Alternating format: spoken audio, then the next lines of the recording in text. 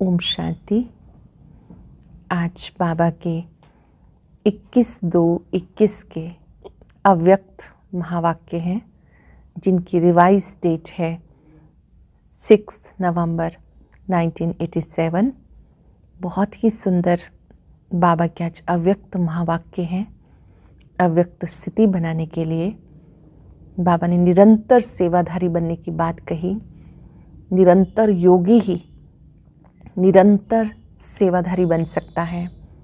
बाबा ने कहा कि ये जो छोटा सा युग है, संगम युग, इसे महान युग कहते हैं।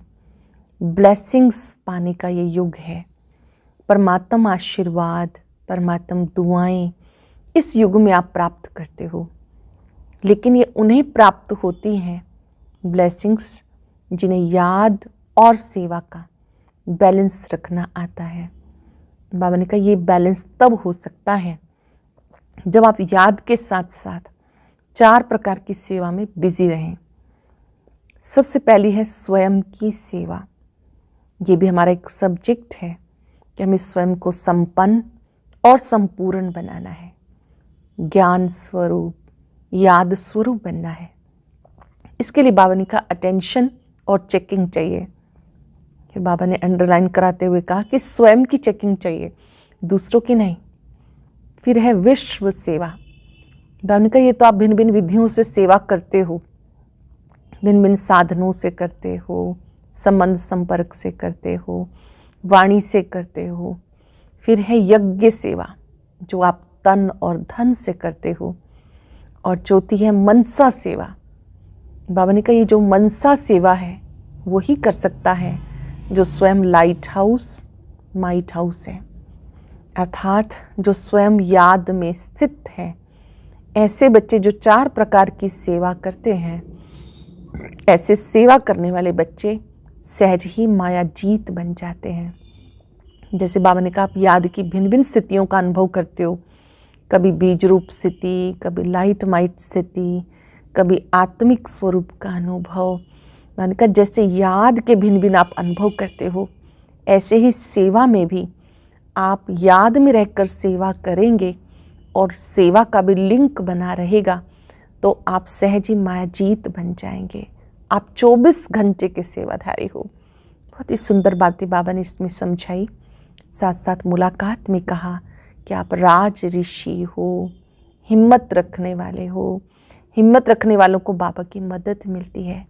संतुष्टता पर बाबा ने बहुत अच्छी बात कही कि संतुष्ट आत्माएं ही इष्ट देव बनती हैं, अनेकों की मनोकामनाएं पूर्ण करने वाली बनती हैं। अभी हम पहले मुरलीधर बाबा का आह्वान करेंगे। मुरलीधर बाबा मुरली सुनाने के लिए आ जाओ।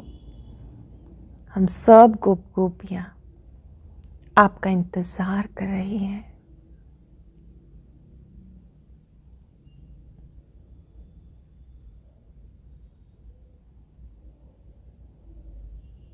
सार है मुरली का।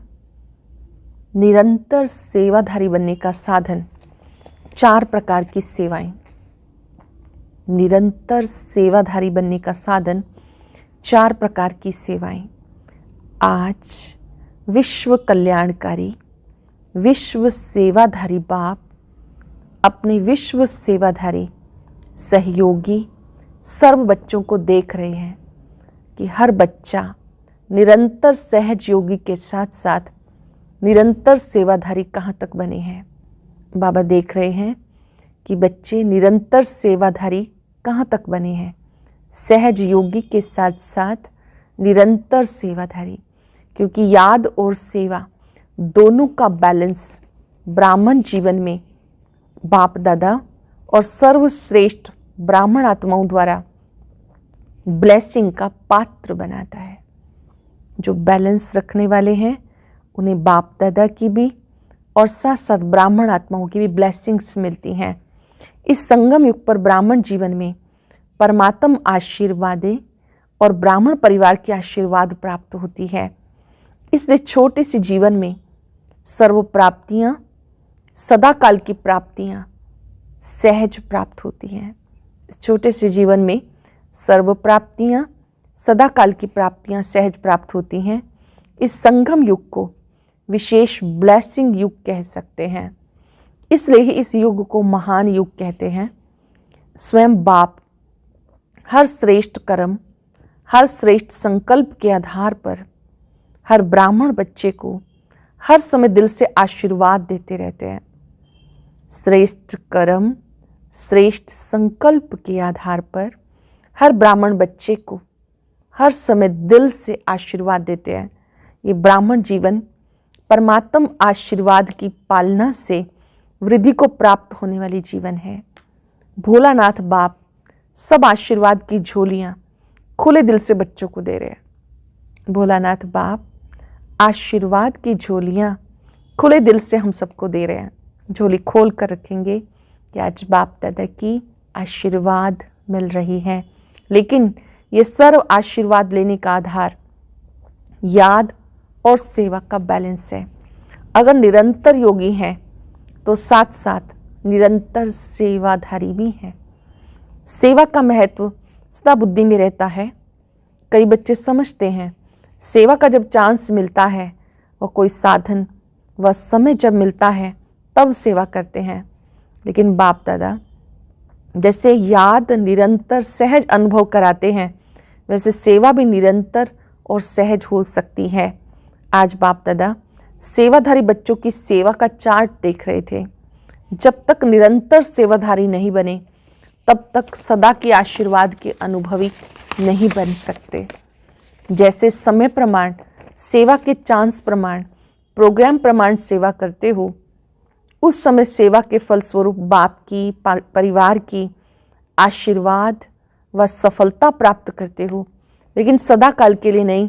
इसलिए कभी आशीर्वाद के कारण सहज स्वयं व सेवा में उन्नति अनुभव करते हो, कभी मेहनत के बाद सफलता अनुभव करते हो, क्योंकि निरंतर याद और सेवा का बैलेंस नहीं है। निरंतर सेवाधारी कैसे बन सकते हैं, आज उस सेवा का महत्व सुना रहे हैं। निरंतर सेवाधारी हम कैसे बन सकते हैं, आज उसका महत्व सुना रहे हैं। सारे दिन में भिन्न भिन्न प्रकार से सेवा करते हो, इसमें एक है स्वयं की सेवा, अर्थात स्वयं के ऊपर संपन्न और संपूर्ण बनने का सदा अटेंशन रखना। आपके इस पढ़ाई के जो मुख्य सब्जेक्ट हैं उन सब में अपने को पास विद ऑनर बनाना। ज्ञान, योग, धारणा, सेवा, चारों में पास विद ऑनर बनाना। इसमें ज्ञान स्वरूप, याद स्वरूप, धारणा स्वरूप सब में संपन्न बनना है। ये स्वयं सेवा सदा बुद्धि में रहे। ये स्वयं सेवा स्वतः ही आपके संपन्न स्वरूप द्वारा सेवा कराती रहती है, लेकिन इसकी विधि है अटेंशन और चेकिंग। स्वयं की चेकिंग करनी है, दूसरों की नहीं।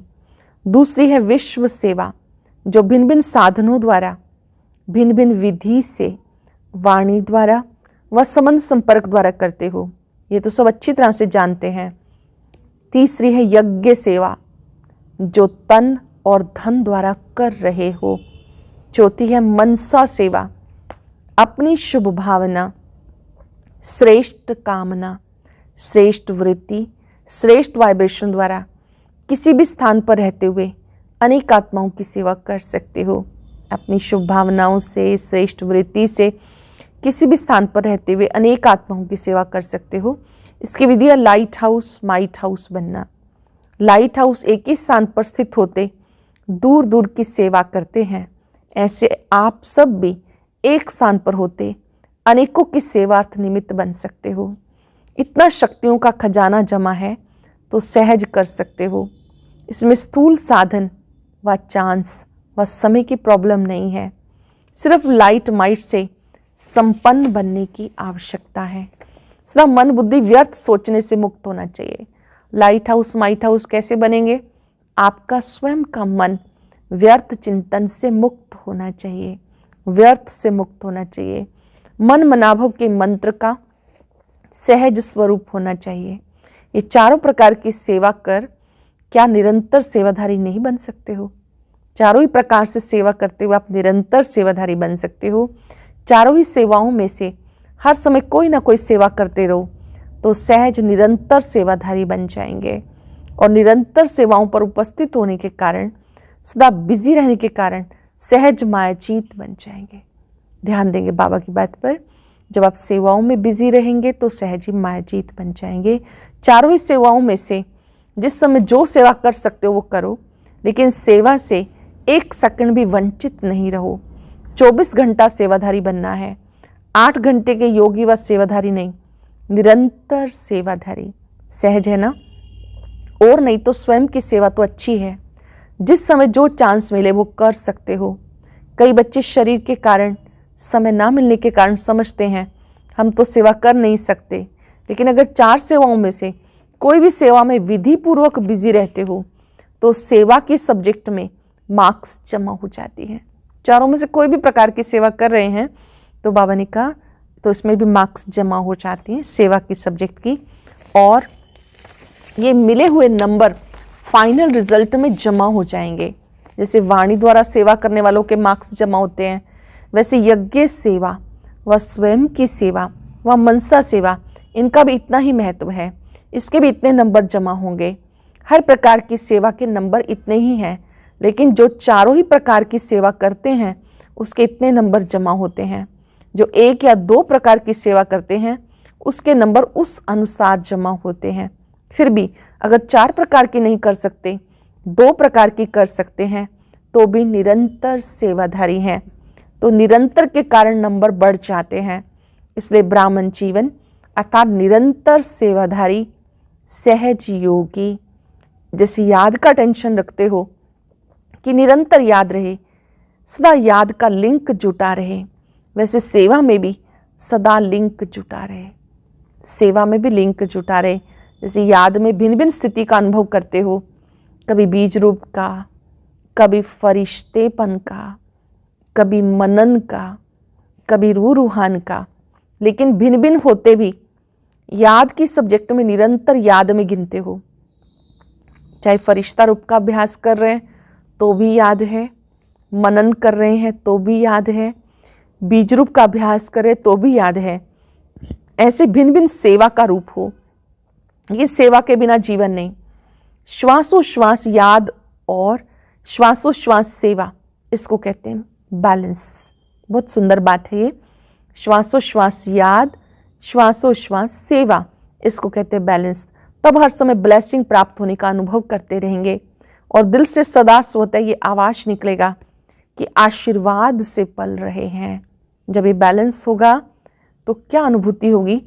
आशीर्वाद से पल रहे हैं, आशीर्वाद से उड़ती कला के अनुभव से उड़ रहे हैं, मेहनत से, युद्ध से छूट जाएंगे। क्या, क्यों, कैसे, इन प्रश्नों से मुक्त हो सदा प्रसन्न रहेंगे। बैलेंस से क्या क्या होगा? आशीर्वाद का अनुभव करते रहेंगे, मेहनत से छूट जाएंगे, क्या, क्यों, कैसे, इन प्रश्नों से मुक्त हो जाएंगे। सफलता सदा जन्म से अधिकार के रूप में अनुभव करते रहेंगे। पता नहीं क्या होगा, सफलता होगी या नहीं, पता नहीं हम आगे चल सकेंगे या नहीं, ये पता नहीं का संकल्प परिवर्तन हो तब मास्टर त्रिकालदर्शी स्थिति का अनुभव करेंगे। पता नहीं का संकल्प परिवर्तन करके मास्टर त्रिकालदर्शी स्थिति का अनुभव करेंगे। विजय हुई पड़ी है, ये विजय का नशा सदा अनुभव होगा। ये ब्लेसिंग्स की निशानियां हैं। चेक करेंगे मुझे ब्लेसिंग्स प्राप्त हो रही हैं। अगर सच में ब्लेसिंग्स मिल रही हैं तो क्या, क्यों के प्रश्नों से परे होंगे, अनुभव करेंगे आशीर्वाद से पल रहे हैं। ब्राह्मण जीवन में महान युग में बाप दादा के अधिकारी बन फिर भी मेहनत करनी पड़े, सदा युद्ध की स्थिति में जीवन बिताए, ये बच्चों की मेहनत की जीवन बाप दादा से देखी नहीं जाती। इसलिए निरंतर योगी, निरंतर सेवाधारी बनो। समझा? जब पुराने बच्चों की आशा पूरी हुई ना, पानी की सेवा करने वाले सेवाधारी बच्चों को आफरीन है, शाबाश है, जो अनेक बच्चों की आशाओं को पूर्ण करने में रात दिन सहयोगी हैं। वहाँ जल का अभाव था तो बाहर से जल लाना पड़ा, तो पानी की सेवा में बहुत सारे सेवाधारी रात को जाग जाग कर पानी लाते रहे। तो बाबा ने उनको बहुत ब्लेसिंग्स दी, क्योंकि ये भी सेवा है। अनेक प्रकार की आशाओं को पूर्ण करने में रात दिन सहयोगी हैं। निद्रा जीत भी बन गए, प्रकृति जीत भी बन गए।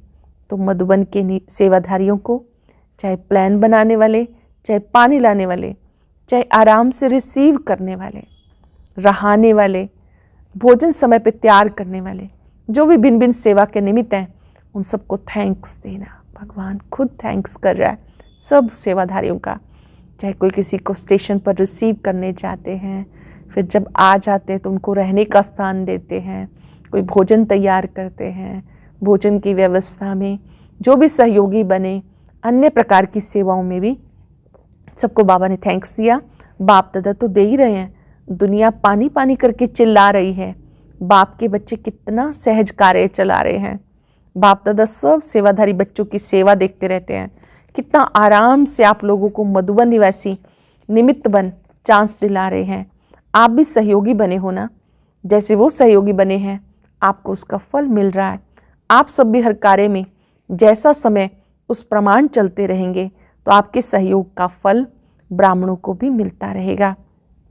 बाबा ने कहा जो भी सेवा मिले समय प्रमाण उसमें सहयोगी बन जाना, तो ये भी सेवा का फल मिलता रहता है। बाप दादा मुस्कुरा रहे थे, सतयुग में दूध की नदियां बहेंगी, संगम पर पानी घी तो बन गया ना, घी की नदी नलके में आ रही है, पानी घी बन गया तो अमूल्य हो गया। इसी विधि से अनेकों को चांस देते रहेंगे। बाबा ने कहा देखो ये पानी जो इसकी कीमत कितनी बढ़ गई, घी जैसी बाहर से खरीद के लाना पड़ा, सभी जो भी रह रहे थे उन सब की आवश्यकताओं को पूर्ण करने के लिए बाहर से भी लाना पड़ा। बाबा कहते फिर भी देखो दुनिया में और आप ब्राह्मणों में अंतर है, कई स्थानों से फिर भी आप लोगों को बहुत आराम है और अभ्यास भी हो रहा है, इसलिए राजयुक्त बन हर परिस्थिति में राजी रहने का अभ्यास बढ़ाओ। बहुत ही सुंदर बात, जैसी भी परिस्थिति है राजयुक्त बन, उसमें राजी रहो, मतलब राज को समझो, उन परिस्थितियों में राजी रहो, ये अभ्यास बढ़ाते चलो। तो बाबा ने बहुत सुंदर मुलाकात की। दादी जी को बाबा ने कहा संकल्प किया और सबको श्रेष्ठ संकल्प का फल मिल गया। कितने आशीर्वादों की मालाएं पड़ती हैं, जो निमित्त बनते हैं उनके भी बाप के साथ साथ गुण गाते हैं। इसलिए तो बाप के साथ बच्चों की पूजा होती है, अकेले बाप की नहीं होती। सबको कितनी खुशी प्राप्त हो रही है। ये आशीर्वादों की मालाएं भक्ति में मालाओं की अधिकारी बनाती है। संगम पर जिन्हें आशीर्वाद मिलती है, भक्ति में स्थूल रूप से उनके गले में माला डलती है। आप सब श्रेष्ठ आत्माएं सबकी प्यास बुझाने वाले हो ना। बाबा हम सबको कह रहे हैं आप सब सबकी प्यास बुझाने वाले हो ना। वो है स्थूल जल, आपके पास है ज्ञान अमृत। जल अल्पकाल की प्यास बुझाए, तृप्त आत्मा बना देता है, तो सर्व आत्माओं को अमृत द्वारा तृप्त करने के निमित्त बने हुए होना, ये उमंग सदा रहता है। क्योंकि प्यास बुझाना महान पुण्य है। प्यासे की प्यास बुझाने वाले को पुण्य आत्मा कहते हैं। आप भी महान पुण्य आत्मा बन सबकी प्यास बुझाने वाले हो। जैसे प्यास से मनुष्य तड़फते हैं, पानी ना मिले तो प्यास से तड़फेंगे ना, ऐसे ज्ञान अमृत ना मिलने से आत्माएं दुख अशांति में तड़फ रही हैं, तो उनको ज्ञान अमृत देकर प्यास बुझाने वाली पुण्य आत्माएं हो। तो पुण्य का खाता अनेक जन्मों के लिए जमा कर रहे हो ना। एक जन्म में अनेक जन्मों का खाता अनेक जन्मों के लिए जमा कर रहे हो। एक जन्म में अनेक जन्मों का खाता जमा होता है, तो आपने इतना जमा कर लिया, इतने मालामाल बन गए जो औरों को बांट सकते हो। आपने भी जमा किया, दूसरों को भी देने वाले दाता बनो। अपने लिए भी किया, दूसरों को भी देने वाले दाता बनो। सदा चेक करो, सारे दिन में पुण्य आत्मा बने, पुण्य का कार्य किया, वह सिर्फ अपने लिए कमाया खाया मौज किया। जमा करने वाले को समझदार कहते हैं। खाना पीना भी है लेकिन जमा भी जरूर करना है। जो जमा करता है उसको समझदार कहते हैं। जो कमाए और खाए उसको समझदार नहीं कहेंगे। जैसे भोजन खाने के लिए फुर्सत निकालते हो क्योंकि आवश्यक है, ऐसे पुण्य का कार्य करना भी आवश्यक है। तो सदा ही पुण्य आत्मा हो, कभी कभी की नहीं। चांस मिले तो करे, नहीं चांस लेना है। समय मिलेगा नहीं, समय निकालना है, तब जमा कर सकेंगे। इस समय जितना भी भाग्य की लकीर खींचना चाहो उतना खींच सकते हो, क्योंकि बाप भाग्य विधाता और वरदाता है। इस समय जितने भी भाग्य की लकीर खींचना चाहो खींच सकते हो, क्योंकि बाप भाग्य विधाता वरदाता है। श्रेष्ठ नॉलेज की कलम बाप ने अपने बच्चों को दी है। इस कलम से जितनी लंबी लकीर खींचना चाहो खींच सकते हो। इतनी ऊंची नॉलेज मिली है, इतनी अच्छी ज्ञान की प्राप्ति हुई है। इस नॉलेज की कलम से श्रेष्ठ कर्म की कलम से जितनी लंबी लकीर खींचना चाहो खींच सकते हो। दूसरी मुलाकात में बाबा ने कहा सभी राज ऋषि हो ना। राज अर्थात अधिकारी, ऋषि अर्थात तपस्वी। तपस्या का बल सहज परिवर्तन का आधार है। परमात्म लगन से स्वयं को और विश्व को सदा के लिए निर्विघ्न बना सकते हो। परमात्म लगन से स्वयं को, विश्व को सदा के लिए निर्विघ्न बना सकते हो। निर्विघ्न बनना और बनाना यही सेवा करते हो ना। अनेक प्रकार के विघ्नों से सर्व आत्माओं को मुक्त करने वाले हो। तो जीवन मुक्त का वरदान बाप से लेके औरों को दिलाने वाले हो। निर्बंधन अर्थात जीवन मुक्त। हिम्मते बच्चे मददे बाप। तीसरी मुलाकात में बाबा ने कहा बच्चों की हिम्मत पर बाप सदा मदद देते हैं। पदम गुणा मदद प्राप्त होती है। बोझ तो बाप के ऊपर है, लेकिन ट्रस्टी बन सदा बाप की याद से आगे बढ़ते रहो। बाप की याद ही छत्र छाया है। पिछला हिसाब सूली है, बाप की मदद से कांटा बन जाता है। परिस्थितियां आनी जरूर हैं क्योंकि यहाँ सब कुछ चुकतू करना है। परिस्थितियां आनी हैं क्योंकि यहाँ सब कुछ चुकतू करना है, लेकिन बाप की मदद कांटा बना देती, बड़ी बात को छोटा बना देती, क्योंकि बड़ा बाप साथ है। बड़ा बाप साथ है तो बड़ी बात भी छोटी हो जाती है। सदा निश्चय से आगे बढ़ते रहो। हर कदम में ट्रस्टी अर्थात सब कुछ तेरा, मेरापन समाप्त। गृहस्थी अर्थात मेरा, तेरा मेरा होगा, बड़ी बात छोटी हो जाएगी। मेरा होगा तो छोटी बात बड़ी हो जाएगी। जब तेरा कर देते हैं तो बड़े से बड़ी बात भी छोटी हो जाएगी। मेरा करते हैं तो छोटी सी बात भी बड़ी हो जाएगी। तेरापन हल्का बनाता है। बहुत सुंदर अभ्यास है। सब कुछ तेरा, जो कुछ भी हमारे पास है सब कुछ बाबा का, मैं भी बाबा का, और मेरापन भारी बनाता है। तो जब भी भारी अनुभव करो तो चेक करो कहीं मेरापन तो नहीं। मेरे को तेरे में बदली कर दो तो उसी घड़ी हल्के हो जाएंगे। मेरे को तेरे में बदल दो, उसी घड़ी हल्के हो जाएंगे। सारा बोझ एक सेकंड में समाप्त हो जाएगा। बहुत सुंदर बाबा ने बच्चों को नमस्ते की। बहुत सारे वरदानों से सजाते हुए बाबा के बहुत सुंदर शब्द हैं। सर्व निरंतर योगी, निरंतर सेवाधारी श्रेष्ठ आत्माओं को सत्रिकालदर्शी बन सफलता के अधिकार को अनुभव करने वाले सदा प्रसन्नचित संतुष्ट श्रेष्ठ आत्माओं को हर सेकंड ब्लेसिंग के अनुभव करने वाले बच्चों को विधाता वरदाता बाप दादा का याद प्यार और नमस्ते। रूहानी बच्चों की रूहानी बाप दादा को नमस्ते, गुड मॉर्निंग, शुक्रिया बाबा, शुक्रिया। आज का वरदान संतुष्टता की विशेषता व श्रेष्ठता द्वारा सर्व के इष्ट बनने वाले वरदानी मूर्त भव। संतुष्टता की विशेषता व श्रेष्ठता द्वारा सर्व के इष्ट बनने वाले वरदानी मूर्त भव। जो सदा स्वयं से सर्व से संतुष्ट रहते हैं वो अनेक आत्माओं के इष्ट अष्ट देवता बन सकते हैं। सबसे बड़ा से बड़ा गुण कहो, दान कहो, विशेषता या श्रेष्ठता कहो, वो संतुष्टता है। संतुष्ट आत्मा ही प्रभु प्रिय, लोकप्रिय, स्वयं प्रिय होती है। ऐसी संतुष्ट आत्मा ही वरदानी रूप में प्रसिद्ध होगी। अभी अंत के समय में महादानी से भी ज्यादा वरदानी रूप द्वारा सेवा होगी। सरल शब्दों में जो संतुष्ट आत्माएं हैं वही प्रभु प्रिय, लोकप्रिय बनती हैं, स्वयं प्रिय भी होती हैं। वही आत्माएं वरदानी रूप में प्रसिद्ध हो जाएंगी। स्लोगन है विजयी रतन वो हैं जिनके मस्तक पर सदा विजय का तिलक चमकता है। विजयी रतन वो जिनके मस्तक पर विजय का तिलक चमकता है। सूचना है आज मास का तीसरा रविवार अंतर्राष्ट्रीय योग है। 6:30 से 7:30 विशेष पूर्वजपन की स्मृति से सारे वृक्ष को सकाश देने की सेवा कर। मुझे पल पल याद और सेवा के बैलेंस से ब्लेसिंग्स प्राप्त करनी है।